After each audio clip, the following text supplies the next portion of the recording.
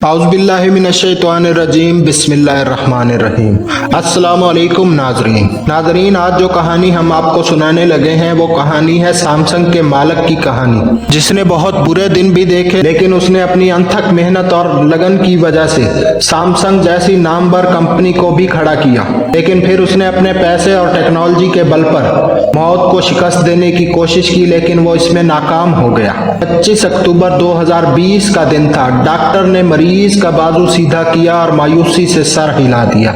बेटे ने आहिस्ता आवाज में पूछा, क्या कोई चांस नहीं? डॉक्टर ने जवाब दिया, नहीं सर, अब कोई चांस नहीं है, हमें वेंटिलेटर बंद करना होगा। बेटे ने सर नीचे किया और आहिस्ता आहिस्ता चलता हुआ कमरे से बाहर निकल गया।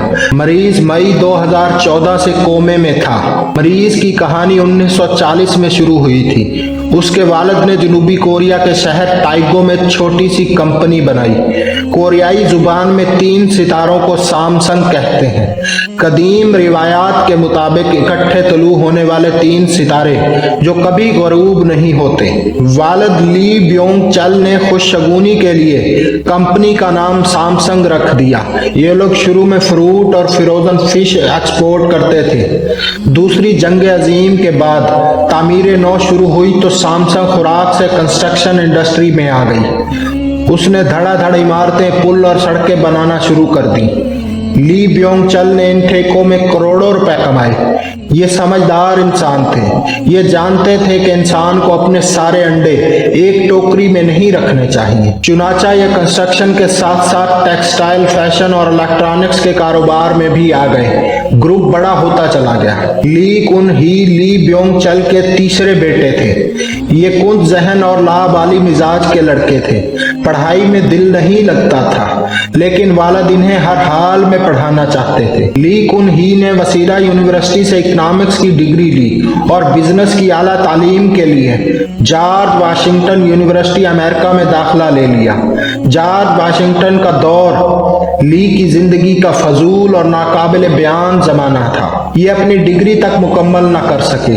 वालिद ने इन्हें वापस बुलाया और कंस्ट्रक्शन और ट्रेडिंग के काम में लगा दिया। ये गिरते पड़ते ये काम करते रहे। वालिद इनकी कारकर्दगी से मुतमईन नहीं थे। उनका ख्याल था कि ये पूरी कंपनी को डुबो देंगे। वालिद 1987 में इंतकाल कर गए और ली को मजबूरन कंपनी संभालनी पड़ी।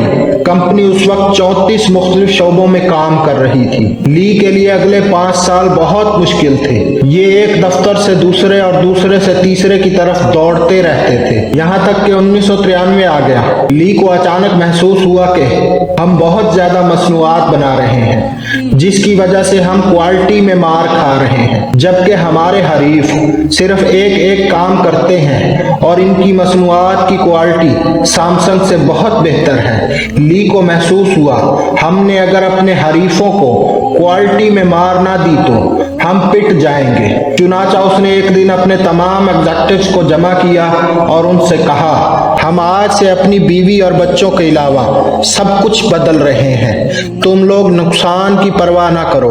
हम अगर फुटपाथ पर भी आ जाएं तो भी कोई मसला नहीं। आप बस सिर्फ और सिर्फ क्वालिटी पर तवज्जो दें। हमारी प्रोडक्ट्स हर सूरत में मार्केट में नंबर 1 होनी चाहिए। सैमसंग के लोगों को गारंटी होना चाहिए। ये मेजर शिफ्टिंग थी। कंपनी की इंतजामिया ने उन्हें समझाने की बहुत कोशिश की, लेकिन वो डटे रहे। वो हर किस्म का नुकसान बर्दाश्त करने के लिए भी तैयार थे। एग्जेक्टिव्स ने हार मान ली और तादाद की बजाय मियार पर चले गए। शुरू के साल बहुत मुश्किल थे। कंपनी के गोदाम कबाड़ खाने बन गए। मार्केट में सैमसंग का अंबार लग गया। लोग उसके साइन बोर्ड के करीब से भी नहीं गुजरते थे। डिस्ट्रीब्यूटर्स तक भाग गए, मगर ये पीछे ना हटे। 1995 में एक तरफ कंपनी का बेड़ा गर्क हो गया और दूसरी तरफ ली कुन ही पर जनूबी कोरिया के सदर रूह ताए को $30 मिलियन रिश्वत देने का इल्जाम लग गया। ये तफ्तीशें, इंक्वायरियां और अदालती मुकदमात का भी सामना करने लगे। वो दौर मुश्किल था, मगर उस दौर ने इन्हें पिघलाकर कुंदन बना दिया।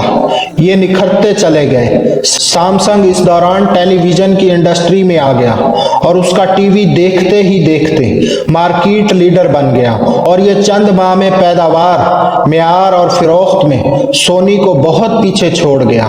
यूं कंपनी 2006 में आला म्यार का गारंटी कार्ड बन गई। ये हर घर तक पहुंच गई। ली कुन ही ने 1998 में स्मार्टफोन्स का यूनिट भी लगा लिया। ये यूनिट गैलेक्सी कहलाता था।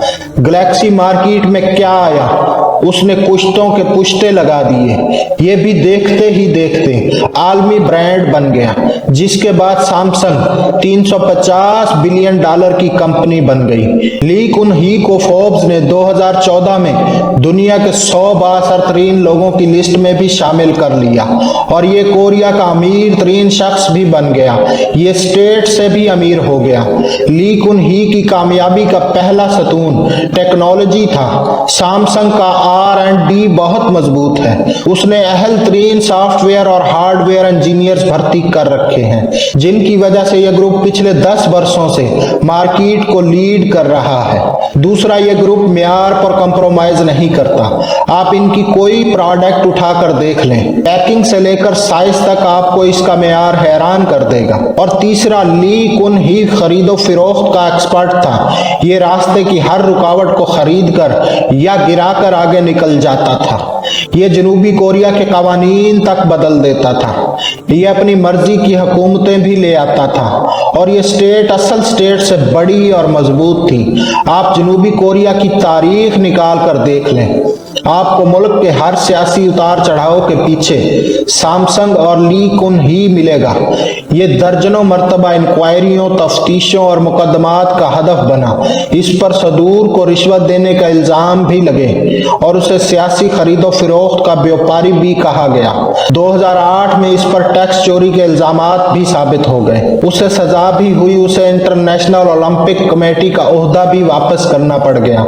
ये पूरे कोरिया में बदनाम था, मगर उसे कोई नदामत, कोई परेशानी नहीं थी। ये खुद अपने मुंह से कहता था, आप अगर दौलत से आसानियां नहीं खरीद सकते तो फिर आपको दौलतमंद होने का कोई फायदा नहीं। चुनाचा ये सामने मौजूद हर शख्स को चंद लम्हों में खरीद लिया करता था। उसकी ये आदत इतनी पुख्ता हो चुकी थी कि उसने आखिर में जिंदगी को भी खरीदने की कोशिश शुरू कर दी। चेयरमैन ली को 2014 में हार्ट अटैक हुआ और ये कोमा में चला गया।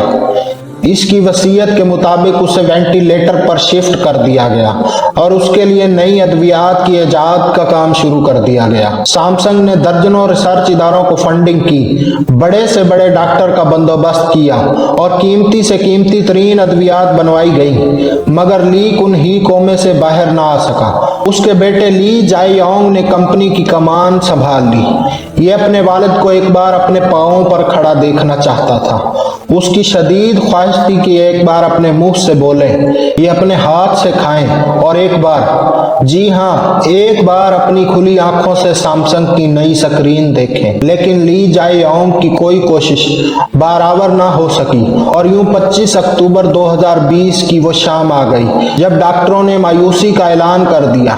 ली कुन ही कोमे के आलम में इंतकाल कर गया और उसका जिस्म ठंडा हो रहा था। डॉक्टर ने उसका बाजू साइड पर रखा और मायूसी में सर हिला दिया। सैमसंग का मालिक मर चुका था, लेकिन मरने के बावजूद उसके अकाउंट में 20 बिलियन डॉलर्स थे और ये 350 बिलियन डॉलर्स की कंपनी का मालिक था। मगर 350 बिलियन डॉलर्स की कंपनी और 20 बिलियन डॉलर्स के अकाउंट्स मौत का मुकाबला न कर सके। मुसाफिर 6 साल की तवील नींद के बाद अगले सफर पर रवाना हो गया। ली कुन ही की मौत ने एक बार फिर साबित कर दिया, इंसान दुनिया में दौलत के जरिए सब कुछ खरीद सकता है, लेकिन ये कितना ही बड़ा व्यापारी क्यों ना हो जाए, ये एक भी इजाफी सांस नहीं खरीद सकता और उसके पास कुदरत के सामने हारने के सिवा कोई चारा नहीं होता। कहते हैं इंसान अगर जिंदगी खरीद सकता तो आज भी हम नमरूद और फिरौन की खुदाई में सांस ले रहे होते।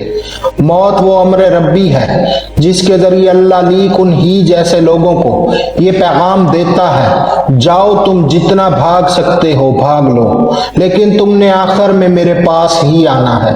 मैं तुम्हें कायनात के किसी कोने में छुपने नहीं दूंगा और ये छुपने देता भी नहीं। नाज़रीन, हम में से हर किसी का ये मुशाहिदा है कि तारीख़ इंसानी खुदाओं का कब्रिस्तान है। आप किसी दिन तारीख़ के कब्रिस्तान में झांक कर देखें, आपको हर कब्र में कोई ना कोई ऐसा शख्स लेटा मिलेगा जो खुद को नागुज़ीर भी समझता था और नाकाबिल शिकस्त भी। लेकिन फिर क्या हुआ? सन किंग से लेकर मोन कोइन तक दुनिया के हर नागुज़ीर के लिए मिट्टी आखिरी लिहाफ साबित हुई। अल्लाह की इस दुनिया में ली कुन ही जैसा शख्स भी 6-6 साल अस्पताल में बिस्तर पर लेटकर आंख नहीं खोल पाता, और इस दुनिया से अमीर तैमूर और हिटलर जैसा शख्स भी खाली हाथ वापस जाता है। लेकिन हम इस कब्रिस्तान में पूरी जिंदगी मैं की आवाज़ें लगाते रहते हैं और हमें शर्म भी नहीं आती। भाई मेरे, अपनी औकात देखकर बोलो। तुम कोरोना का मुकाबला तो कर नहीं सकते, जिंदगी और मौत देने वाले का क्या खाक मुकाबला करोगे? मट्टी की मुट्ठी हो, मट्टी बनकर रहो, खुदा ना बनो, क्योंकि खुदा अपने सिवा किसी को खुदा नहीं रहने देता। नाजरीन, उम्मीद है कि आपको हमारी आज की वीडियो पसंद आई होगी। किसी नई इखलाकी, इस्लामी या सबक आमोज़ कहानी के साथ फिर मिलते हैं। जाते जाते आपसे दरख्वास्त है कि हमारे फेसबुक पेज को फॉलो कीजिए, यूट्यूब चैनल को सब्सक्राइब कीजिए और हमारी वीडियो को लाइक, शेयर और कमेंट ज़रूर कर दिया करें ताकि हमारी हौसला अफजाई हो। दुआओं में याद रखिएगा। फ़ी अमानिल्लाह। अस्सलामु अलैकुम व रहमतुल्लाहि व बरकातुहू।